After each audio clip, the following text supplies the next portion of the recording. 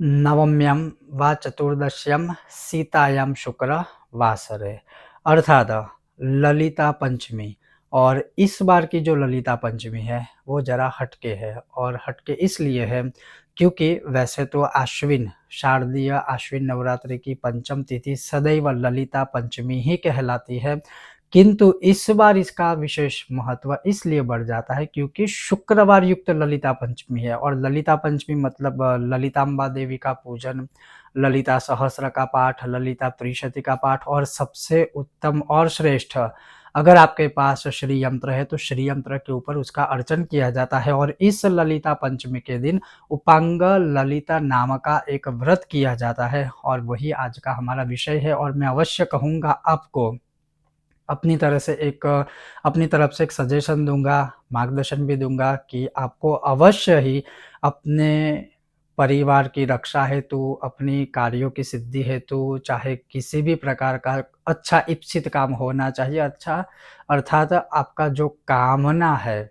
आपका जो काम है, वो शुभ होना चाहिए। तो अवश्य माँ ललितांबा की कृपा से, आपके पास श्री यंत्र है उनकी कृपा से, और उपांग ललिता व्रत करने मात्र से ही भगवती की कृपा आपको निसंदेह प्राप्त होगी। अब उपांग ललिता व्रत कैसे किया जाता है, इस दिन कैसे करना चाहिए, और विशेष करके ललिता सहस्त्र में लिखित रूप से जो है ललिता सहस्त्र स्तोत्र का जो महात्म्य है, श्लोक नंबर 20 उसकी दूसरी पंक्ति है, उसमें है कि अष्टम्यां व नवम्यां व चतुर्दश्यां सीतायाम शुक्रवासर। ये मैं आपको पूरा एक-एक शब्द अलग बना के संधि विच्छेद करके आपको मैंने श्रवण करवाया।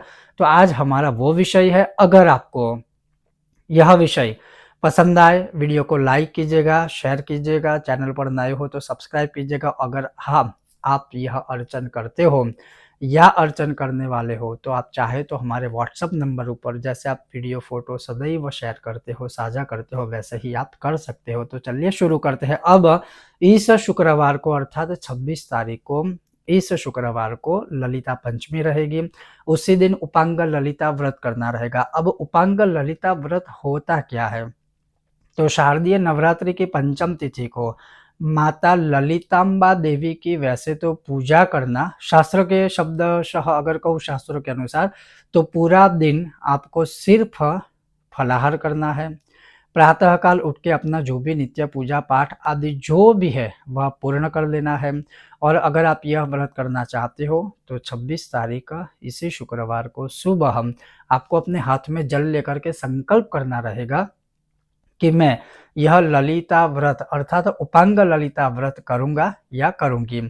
अब ये संकल्प हो गया, उसके पश्चात पूरा दिन क्या करना है, तो पूरे दिन में या पूरे दिवस किसी भी समय आप माता ललिता जी की या फिर आपके पास जो भी श्री यंत्र हो, भूपृष्ठ हो, मेरु पृष्ठ हो या कूर्म पृष्ठ हो, उस श्री यंत्र की यथाशक्ति पूजा करनी है। और कौन सी पूजा करनी है, तो उसमें तो लिखित रूप से ये है कि 16 उपचार पूजा करनी चाहिए या फिर पंचोपचार पूजा करनी चाहिए।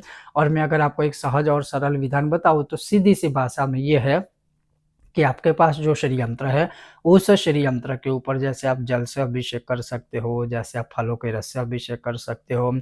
अभिषेक कर लेने के बाद फिर यंत्र को अच्छे से स्वच्छ साफ करके फिर आप उनके ऊपर कुमकुम का, चंदन का टीका लगाइए। आप चाहे तो थोड़ी-सी हल्दी भी अर्पण कीजिए, फिर श्रृंगार आदि भी अर्पण कर सकते हो, और यंत्र को अपने मंदिर में जहाँ पर है वहाँ पर ही स्थित कर दीजिए। और फिर उसके पश्चात उनके सामने ललिता सहस्त्र का पाठ करना चाहिए। अब इस व्रत में जो विशेष महत्व है, वो महत्व क्या है? तो वो महत्व ये है कि इस व्रत को जो कोई भी मनुष्य करता है या करेगा, उनको जब रात्रि काल में चंद्र का उदय होता है, अर्थात चंद्र उदय का जो समय है, उस चंद्र उदय के समय के पश्चात श्री यंत्र अर्थात माता ललितांबा की अवश्य पूजा या उनके सामने बैठकर गौ माता के घी का दिया प्रज्वलित करके श्री ललिता सहस्त्र का या श्री ललिता त्रिशती स्तोत्र का पाठ करना चाहिए। और अगर मैं अपनी बात करूँ, मैं आपको अगर सजेस्ट करूँ तो आपको ये सजेस्ट करूँगा कि रात्रि काल में जब चंद्र उदय हो जाए, चंद्र को दर्शन कीजिए, चंद्र का दर्शन कीजिए। और चंद्र के दर्शन के बाद या मानिए कि देश काल के अनुसार आप चंद्र के दर्शन नहीं भी कर पाते हो, तब भी चंद्र उदय का दर्शन देख लीजिए। चंद्र उदय के दर्शन के बाद आप अपने घर में ही मंदिर में बैठकर जो ललिता सहस्त्र अर्चन है, अर्थात जो ललिता सहस्त्र नामावली है, उन एक-एक नामों से आपके पास जो श्री यंत्र है, उस श्री यंत्र के ऊपर एक नाम बोल कर के आपको अर्चन करना है। अब अर्चन में आप क्या-क्या ले सकते हो? तो जैसे ललिता सहस्त्र में ही लिखित रूप से आपको प्राप्त हो जाएगा। आप गुलाब की पंखुड़ियाँ ले सकते हो, आप कमल दल ले सकते हो और ललिता सहस्त्र एकमात्र ऐसा अर्चन है जिसमें आप तुलसी पत्र भी अर्पण कर सकते हो। एकमात्र इसी में, अन्य कोई स्तोत्र में नहीं, तो ललिता सहस्त्र में आप तुलसी पत्र भी अर्पण कर सकते हो। फिर आपको अक्षत लेने हैं, चावल लेने हैं, उसमें जो ड्राई कुमकुम है वो डाल के चावल को लाल कर दीजिए कुमकुम वाले।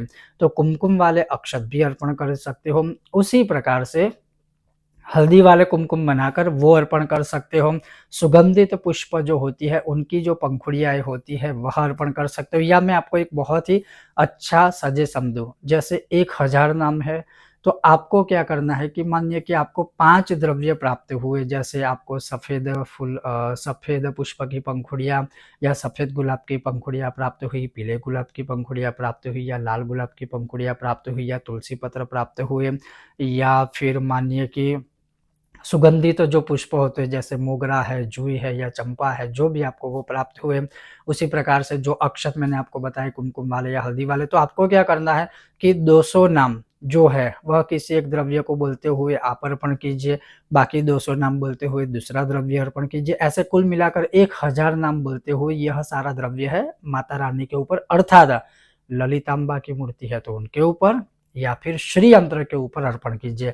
अर्पण कर लेने के बाद माता रानी को प्रार्थना कीजिए और उसके पश्चात भी रात्रि काल में आप श्री यंत्र के सामने ललिताम्बा देवी के सामने बैठ कर के अवश्य ही आप जो भी मंत्र जाप स्तोत्र पाठ करना चाहे वह कर सकते हो। अगर ललिता सहस्त्र से अर्चन नहीं कर पाते हो, तो ललिता त्रिशती नामावली है, जो 300 नाम है, उनसे भी आप इसी प्रकार से अर्चन कर सकते हो। बस ये करने के बाद जब दूसरा दिन सूर्य उदय होता है, अर्थात 27 तारीख को प्रातः काल सूर्य उदय हो जाए, उसके पश्चात जो सारा द्रव्य चढ़ाया हुआ है, वह लेकर के किसी पवित्र जगह पर आप विसर्जित कर दीजिए और उसके पश्चात जो श्री यंत्र है या ललिताम्बा की जो मूर्ति आदि है, उनको अच्छे से पुनः आप स्नान करवाइए, साफ कर दीजिए, वापस से श्रृंगार और जो भी आप कुमकुम का, चंदन का टीका आदि लगाते हो, वो लगा दीजिए। और आपने जो अगले दिन संकल्प लिया था, इस शुक्रवार को अर्थात ललिता पंचमी के दिन, हाथ में पुनः जल लेकर के माता रानी से प्रार्थना कीजिए कि मुझसे कल यह जो उपांग ललिता नामक व्रत मैंने किया था, मुझसे जैसे भी हो पाया था, अगर अनजान में मुझसे कोई गलती हुई है, तो मुझे क्षमा कीजिएगा और मेरा यह उपांग ललिता व्रत है, उसका आप स्वीकार कर लीजिएगा।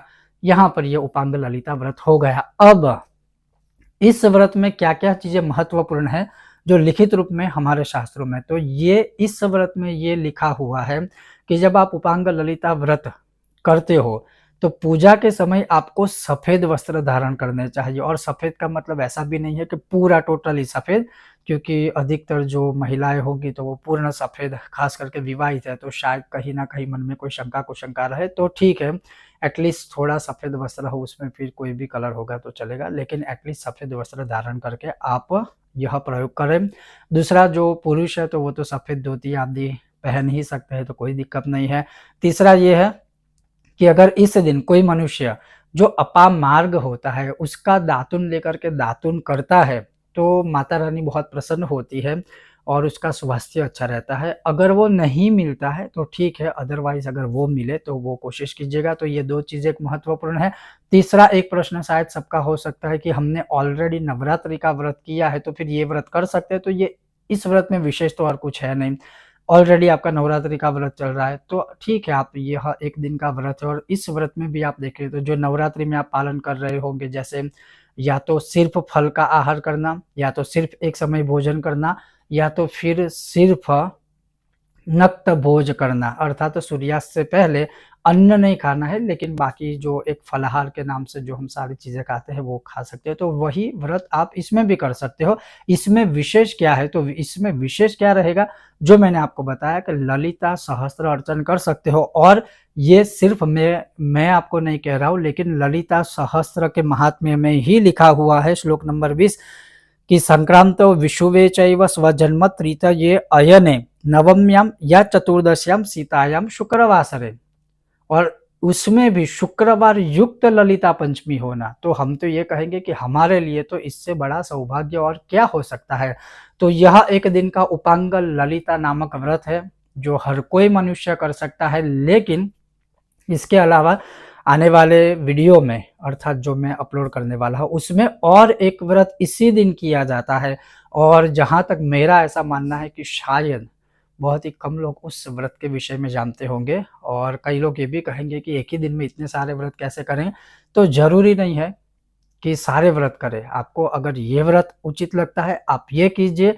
आपको मैं आने वाले वीडियो में दूसरा व्रत बताऊँगा कि इस उपांग ललिता व्रत के दिन और एक व्रत किया जाता है और क्यों किया जाता है, तो वो भी बताऊँगा। और उसके अलावा इस महान पर्व पर श्री सूक्तम का प्रयोग आप कैसे कर सकते हो, वो भी वीडियो में अपलोड करूँगा। तो आपके लिए सब प्रस्तुत करूँगा, जिसको जो सही लगे आप उसका लाभ ले सकते हो। और संक्षिप्त में कहूँ तो बस यही है, आप कोई भी व्रत करो, महात्म्य उत्तम है, दिवस अद्भुत है, नवरात्रि चल रही है, लेकिन हमारा मूल तात्पर्य क्या है? धर्म का प्रचार हो, और इसी एक उत्सव पर्व के बहाने लोग माता रानी की और विशेष भक्ति करें। ओम गणेश, हर हर महादेव, जय माता दी।